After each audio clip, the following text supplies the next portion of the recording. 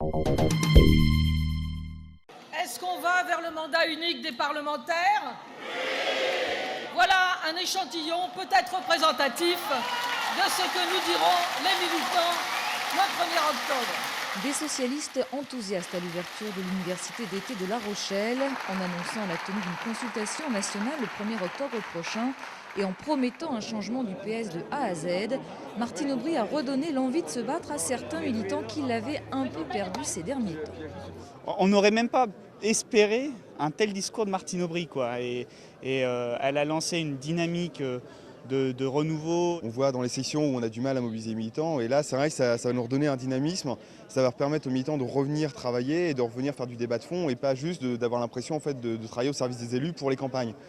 Les militants PS se disent globalement ravis de pouvoir se prononcer sur la question du non-cumul des mandats et sur les fameuses primaires qui désigneront leurs candidats pour la présidentielle de 2012. Mais certains restent tout de même méfiants.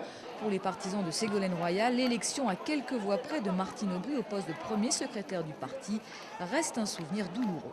Je n'ai qu'un espoir, c'est que le vote soit vraiment démocratique cette fois-ci, qu'on arrive à bien contrôler ces votes.